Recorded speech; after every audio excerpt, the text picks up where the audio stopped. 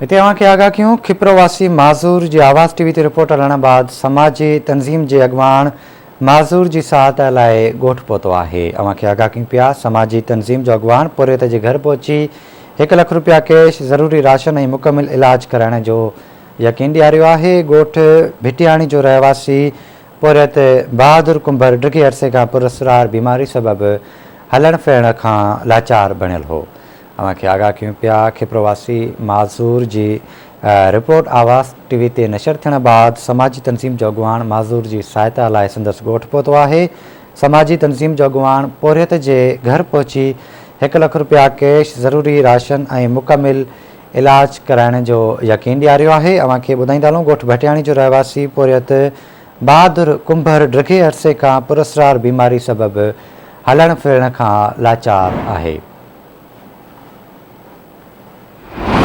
खिप्रो मां खे ख़बर ॾियूं पिया खिप्रवासी माज़ूर जी रिपोर्ट आवाज़ टीवी ते नशर थियण बाद समाजी तंज़ीम जो अॻवान माज़ूर जी सहायता लाइ ॻोठ पहुतो आहे।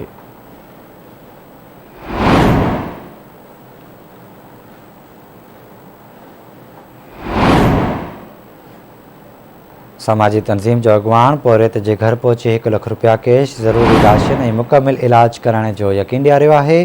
ॻोठ भटियाणी जो रहवासी पुरियत बहादुर कुंभर डिघे अरसे खां पुरस्रार बीमारी सबबि हलण फिरण खां लाचार बणियल आहे।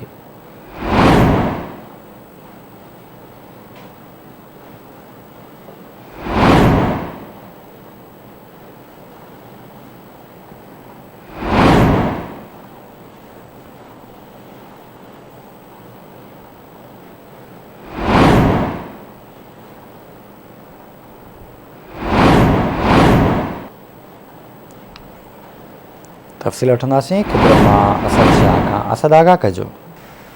जी बिल्कुल बिशारत आवाज़ टीवी मिस्किन बेसहारा माण्हुनि जो हमेशा आवाज़ बणी आहे।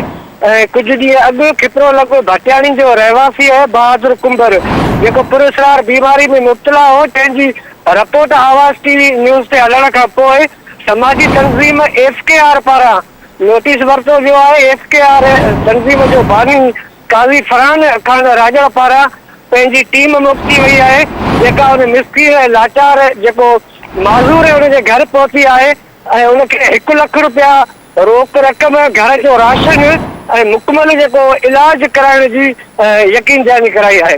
जी ठीकु आहे असद, वॾी महिरबानी अव्हां जी तफ़सील खां आगाह करण लाइ।